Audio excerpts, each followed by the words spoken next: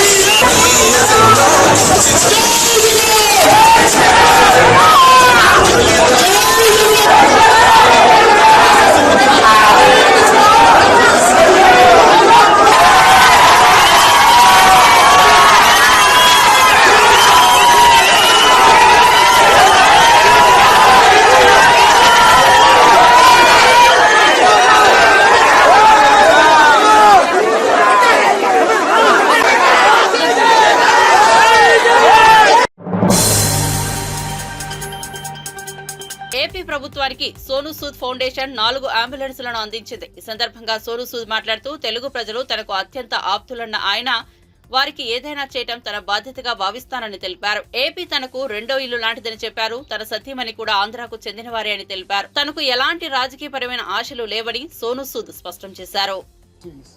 Because the roads are small, sometimes they don't have that medical facility, and a lot of people had approached me that they need ambulances.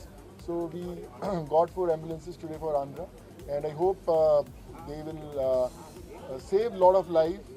That will save a lot of good, and Andhra being very, very close to my heart, all Telugu people being very close to my heart, I want to do a lot of things for this state where, with the guidance of Honorable CM Sir, if you can do some development for the needy people, create some jobs, do some medical facilities for them. So that's what my motive is, and I'm just trying to do my bit. Sir, is there any specific reason to select AC Andhra Pradesh? I think Andhra is my second home. People love me. They have taught me what I am today. They have made me what I am today. So there's a special love for Andhra, and of course my wife is from Andhra. She's a Telugu. So more of a reason that the kind of love that I get from people in Andhra, it's my duty to give back to them. And during COVID, it started the whole journey, and the kind of love that I've got from them, I will always be there for every Telugu person, people from Andhra. I'm just a phone call away. Need anything, I'm always there for you. People looking at you like a baby god, sir. Is there any political aspect? No, I think I love staying as a common man. People's man, where I have their blessings. I think I don't need anything more than that. We have great politicians doing a lot of good stuff. We have Chandrababu sir, who's been a mentor for a lot of people. I think they're doing the great job. Me as a local individual, it's important to give back to the society. When you become big, when you become actors, when you become stars, when you earn a lot of money, I think it's time to give back to the society, because normal people are the ones who made us, and it's now our responsibility to give back to the society. Chandrababu Foundation is going to work with government. Direction कुछ दिया? Like I said, Chandrababu sir, COVID के time से बहुत एक मेरा उनसे एक रिश्ता बना रहा है. I've been in touch with them during COVID. और आज जब यहाँ पे एम्बुलेंसेस देने थे, तो मुझे लगा कि Andhra is my first place जहाँ पे मुझे देने चाहिए, और उनका भी ब्लेसिंग्स मिला, गाइडेंस मिला. And like I shared, I have lot of plans for people from Andhra, and I would love to do my best कि मेरा भी कुछ ना कुछ कंट्रीब्यूशन रहे to develop some common facilities for the people. So yes, आई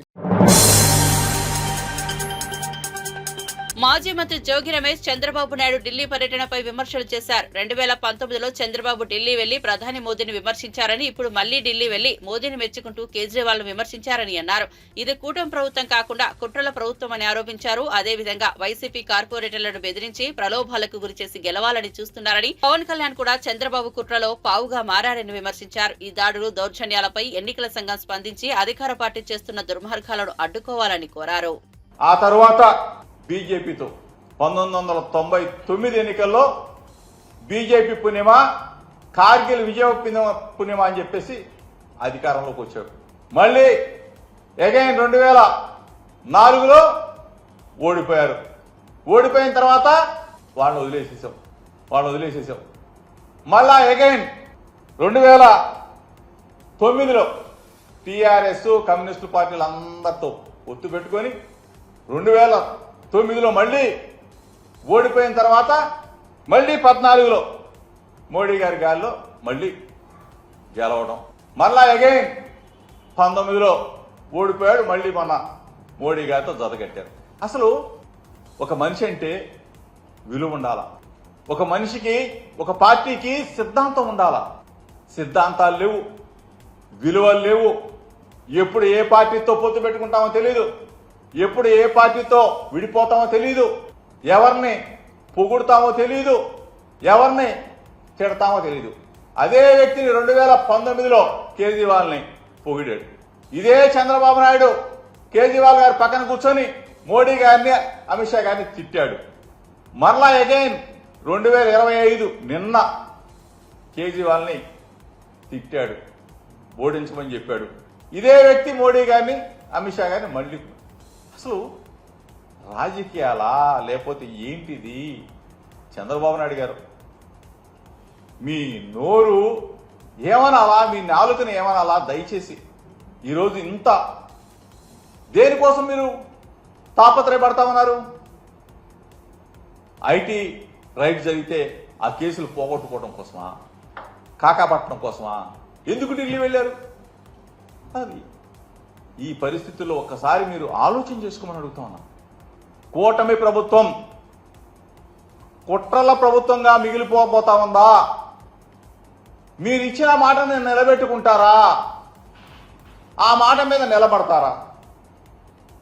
ఇంత అపహాస్యం చేస్తూ ప్రజాస్వామ్యాన్ని, అసలు మీకు ఒక్క కార్పొరేటరో కౌన్సిలరో లేకుండా మీరు ఏ విధంగా ఉప ఎన్నికల్లో పోటీ? కేంద్ర రైల్వే శాఖ మంత్రి అశ్విని వైష్ణవ్ ఢిల్లీలో సమావేశం నిర్వహించారు. పలు రాష్ట్రాల్లో రైల్వే పనులు జరుగుతున్న తీరును ఆయన వివరించారు. ఈ సందర్భంగా ఏపీ రైల్వే ప్రాజెక్టుల ప్రస్తావన తీసుకొచ్చారు. ఆంధ్రప్రదేశ్ రాష్ట్రంలో 84,559 కోట్ల విలువైన రైల్వే పనులు ఇప్పటికీ జరుగుతున్నాయని వెల్లడించారు. అందుకే బడ్జెట్ లో ప్రత్యేకంగా ఏపీ గురించి ప్రస్తావించలేదని వివరణ ఇచ్చారు. రాష్ట్రంలో రైల్వేల అభివృద్ధికి 9,417 కోట్లు కేటాయించామని తెలిపారు. యూపీఏ హయాంలో కేటాయించిన నిధుల కంటే 11 రెట్లు అధికంగా నిధులు కేటాయించామని చెప్పారు. ఇక ఏపీలో 73 రైల్వే స్టేషన్ల రూపురేఖలను పూర్తిగా మార్చివేస్తున్నామని వెల్లడించారు. ఆయా రైల్వే స్టేషన్లను ఆధునిక సౌకర్యాలతో తీర్చిదిద్దుతున్నామని తెలిపారు. Andhra Pradesh railways is investing 84,559 crore rupees. 84,559 crore rupees worth total projects, that is the investment going into Andhra Pradesh. 84,559 crore total. So the projects which are sanctioned, ongoing projects which are sanctioned, the amount for that, the investment amount for that is 84,559 crore.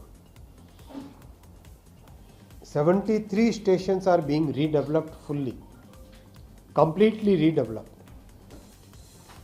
100% electrification is completed. 100% electrification is completed, and in last 10 years 1,560 kilometer new railway tracks have been constructed. 1,560 kilometer of new railway tracks, which is more than the network of entire Sri Lanka country. Sri Lanka's network, it is more than that, has been added in AP, has been added new in just 10 years. That is the pace of work which is happening. If you look at some of the data, the average pace of electrification during the UPA period was 37 km per year. Now it is 177, 5 times. This pace is huge. And I would like to thank Honorable Chief Minister Garu for his very good cooperation in all the projects. There is very good coordination between central and state. Projects are moving very fast. 8 Vande Bharat trains covering 15 districts are right now passing through or starting from Andhra Pradesh, connecting Odisha, connecting Telangana, connecting Tamil Nadu. So this is YSRCP MLC Lella Appireddy Tirupati municipal ఎన్నికల్లో చోటు చేసుకున్న ఘటనలను తీవ్రంగా ఖండించారు. అప్రజాస్వామిక విధానాలతో జరుగుతున్న ఈ ఎన్నికలను వాయిదా వేయాలని ఎన్నికల కమిషన్ కోరతామని తెలిపారు. దావోస్ కు వెళ్లినా ఆంధ్రప్రదేశ్ కు పరిశ్రమలు రాకపోవడానికి కూటమి ప్రభుత్వ అరాచక పాలనే కారణమని ఆరోపించారు. తిరుపతిలో దేవదేవుడి సన్నిధిలో కూటమి ప్రభుత్వం అఘాయిత్యాలకు పాల్పడుతోందని విమర్శించారు. నిర్వహిస్తే దానివల్ల ప్రజాస్వామ్యానికి వనగూరినటువంటి ప్రయోజనం ఉండదు. ప్రజాస్వామ్యాన్ని పరిరక్షించాలా? ఆ ప్రజాస్వామ్యాన్ని పరిరక్షించాలంటే తప్పనిసరిగా తిరుపతిలో ఉన్నటువంటి ఎన్నికలను వాయిదా వేయాలా? వాయిదా వేయడంతో పాటుగా ప్రజాస్వామ్యబద్ధంగా ప్రశాంతమైనటువంటి వాతావరణంలో ఎవరి ఓటు వాళ్ళు వేసుకునే అవకాశాన్ని కల్పించే రీతిలో ఎన్నికల కమిషన్ పనిచేయాలని చెప్పి మరోసారి ఎన్నికల కమిషన్ కూడా మేము కలబోతా ఉన్నాం. ఇదే సందర్భంలో నేను ఇంకొక విషయాన్ని కూడా చెప్పదలుచుకున్నా. చంద్రబాబు నాయుడు గారు లేదా తెలుగుదేశానికి సంబంధించినటువంటి నాయకులందరూ కూడా అడుగుతా ఉన్నా, దావోస్ పోయారు, పరిశ్రమలు రాలేదంటా ఉన్నారు. దీనికి కారణం ఏంటి అసలు? ఇప్పటికైనా మీరు ఆలోచన చేశారా? తిరుపతి అంటే అది ఆంధ్ర రాష్ట్రానికి సంబంధించి కాదు, భారతదేశానికి సంబంధించి కాదు, ప్రపంచంలో ఉన్నటువంటి హిందూ మతానికి సంబంధించి తిరుమల తిరుపతి వెంకటేశ్వర స్వామి వారిని ప్రతి ఒక్కరూ కూడా ఆరాధిస్తున్నటువంటి పరిస్థితులు. ఎందుకంటే అది ఒక పవిత్రమైనటువంటి ప్రాంతంగా అందరూ కూడా భావిస్తున్నటువంటి పరిస్థితులు మన కళ్ళకెట్టుగా చరిత్ర చెబుతాం చంద్రబాబు నాయుడు గారు. తిరుపతి అంటే మీకు ఏదో తిరుపతి అంటే ఆషామాషాగా మీరు భావిస్తున్నారేమో, కానీ నేను ఇవాళ చాలా స్పష్టంగా సూటిగా చెప్పదలుచుకున్నా. మీరు చేస్తున్నటువంటి ప్రతి ప్రక్రియ కూడా ప్రజలు గమనిస్తూ ఉన్నారు. అమిత్ షా గారు వచ్చినప్పుడు, కేంద్ర మంత్రి గారు వచ్చి రాళ్లు వేశారు, అదే మర్చిపోలే జనం. తిరుపతిలో అడ్డం పెట్టుకుని స్వామివారి ప్రతిష్టను దిగజార్చడం కోసం మీరు చేసినటువంటి ప్రయత్నాలు మర్చిపోలా. నిన్నగాక మొన్న తొలి ఏకాదశి రోజున మీరు చేసినటువంటి మీ నిర్వాహకం వల్ల భక్తులు మరణించినటువంటి పరిస్థితుల వల్ల ఎవరు ఆంధ్ర రాష్ట్రంలో ఎవరు కూడా మర్చిపోయే పరిస్థితి లేదు. మరలా తిరిగి ఈ రోజున ఒక్క డిప్యూటీ ఎన్నికల కోసం తిరుపతి ప్రతిష్టను దిగజారుస్తారా? డిప్యూటీ ఎన్నికల్లో మీరు ఏ విధంగా గెలవాలని భావంతో ఉన్నారు? కనీసం ప్రజాస్వామ్య విలువలను పక్కన పెట్టారు, నైతిక సూత్రాలను పక్కన పెట్టారు. ఆ దేవదేవుడిని కనీసం దృష్టిలోనే పెట్టుకోవాలి కదయా. తిరుపతి ప్రశ్న ఎందుకు దిగజారుస్తారయ్యా? ఇవాళ ఈ సంఘటనకి చంద్రబాబు నాయుడు నేను చెబుతా ఉన్నా, తప్పనిసరిగా తెలుగుదేశం పార్టీ తగిన మూల్యం చెల్లించుకోవాల్సినటువంటి పరిస్థితులు ఉంటాయి. ఎందుకంటే ఆ దేవదేవుడి సన్నిధిలో ఆయన సాక్షిగా మీరు ఇవాళ ఇట్లాంటి అఘాయిత్యాలకు పాల్పడుతూ ఉన్నారు. ఇది మంచి పద్ధతి కాదు. శ్రీకాకుళం జిల్లా ప్రజల అభిమానాన్ని ఎప్పటికీ మర్చిపోను. శ్రీకాకుళంలో నిర్వహించిన కార్యక్రమానికి పెద్ద ఎత్తున ప్రజలు వచ్చి తనను ఆశీర్వదించారు. మళ్లీ జన్మంటూ ఉంటే శ్రీకాకుళంలో పుట్టాలని ఉందన్నారు గాయని మంగళి. తొలిసారిగా సూర్యనారాయణ స్వామి ఆలయాన్ని దర్శించినప్పటికీ ప్రపంచంలోనే ఏకైక దేవాలయమైన సూర్యనారాయణ స్వామిని దర్శించుకోవడం ఆనందంగా ఉందన్నారు. ఆదిత్యుని దర్శించుకోగానే తనకు తెలియకుండానే భావోద్వేగానికి గురయ్యానని మంగళి వివరించారు. అణిమాది సిరి అంజనాద్రిమిది రూపము అణురేణు పరిపూర్ణమైన రూపము పాలజల నిధిలోన పవళించు రూపము కాల సూర్య చంద్రాగ్ని గల రూపము పాలజల నిధిలోన పవళించు రూపము కాల సూర్య చంద్రాగ్ని గల రూపము మేలిమి వైకుంఠాన మెరసిన రూపము మేలిమి వైకుంఠాన మెరసిన రూపము కీలైనది శేషగిరి మీది రూపము అణురేణు పరిపూర్ణమైన రూపము. ఇంతకంటే నేనేం చేయలేను. చాలా మంచిగా అనిపించింది ఆ రూపం చూసి, నిజ రూపం చూసి. Thank you so much. మళ్ళీ నేను శ్రీకాకుళంకి వస్తాను. రావాలని మీరు కూడా కోరుకోండి, నేను కూడా కోరుకుంటాను. Thank you. సమ్మర్ కూడా స్టార్ట్ అయిపోయింది. తిరుపతి మున్సిపల్ ఎన్నికల సందర్భంగా వైఎస్ఆర్సీపీ నేత భూమన కరుణాకర్ రెడ్డి టీడీపీ జనసేన నేతలపై తీవ్ర విమర్శలు చేశారు. తమ అభ్యర్థులు ఓటింగ్కు వెళ్తున్న సమయంలో టీడీపీ అనుచరులు బస్సుపై దాడి చేసి అరాచకానికి పాల్పడ్డారని ఆరోపించారు. 45, 50, 16, 5 వార్డులకు చెందిన కార్పొరేటర్లను కిడ్నాప్ చేసి వారి ఆచూకీ తెలియకుండా చేశారని తెలిపారు. టీడీపీకి మెజార్టీ లేకపోవడంతో వాయిదా కోరుతున్నామని ఎన్నికల రిటర్నింగ్ ఆఫీసర్ జేసీ తెలుగుదేశం నాయకుడిని లోపలకు పంపారని విమర్శించారు. అదేవిధంగా పవన్ కళ్యాణ్ కూడా చంద్రబాబు కుట్రలో పావుగా మారారని, ఈ దాడులు దౌర్జన్యాలపై ఎన్నికల సంఘం స్పందించి అధికార పార్టీ చేస్తున్న దుర్మార్గాలను అడ్డుకోవాలని కోరారు. కార్పొరేటర్లని మీ అంతు చూస్తాం, మిమ్మల్ని చంపేస్తాం, మిమ్మల్ని లేపేస్తాం, ఈ తతంగమే గత 4 రోజులుగా తిరుపతి అంతా కూడా మారు మోగించేటట్టుగా చేస్తున్నారు. దీనికి ప్రధానమైనటువంటి భూమిక అనగాని సత్యప్రసాద్ అనేటువంటి ఇన్ఛార్జి మంత్రి. ఈ ఇన్ఛార్జి మంత్రి ఒక అరాచక శక్తి అని, అసాంఘిక వ్యక్తి అని, సాక్షాత్తు తెలుగుదేశం పార్టీకి ఎంతో మద్దతు పలికినటువంటి ఆంధ్రజ్యోతి పత్రికే పతాక శీర్షికలతో అతన్ని గురించి రాయటం కూడా జరిగింది. ఆ అసాంఘిక శక్తి తిరుపతిలో తిష్టవేసి ఇక్కడ ఉన్నటువంటి ఆకు రౌడీలనందరినీ కూడా తెలుగుదేశం జనసేన పార్టీకి సంబంధించిన ఆకు రౌడీలనందరినీ కూడా ఉసికొల్పి మా కార్పొరేటర్ల ఇళ్లకు వెళ్లి వాళ్లను నానా దుర్భాషలాడటమే కాకుండా వాళ్ల మీద దాడులు చేయటమే కాకుండా వాళ్లలో ఎంతో మంది ధైర్యంగా నిలబడ్డారు, కొంతమంది జారిపోయినారు. వీళ్ల భయానికి సాక్షాత్తు మా పార్టీ డిప్యూటీ మేయర్ అభ్యర్థినే వాళ్లు లొంగదీసుకున్నారు బలవంతంగా.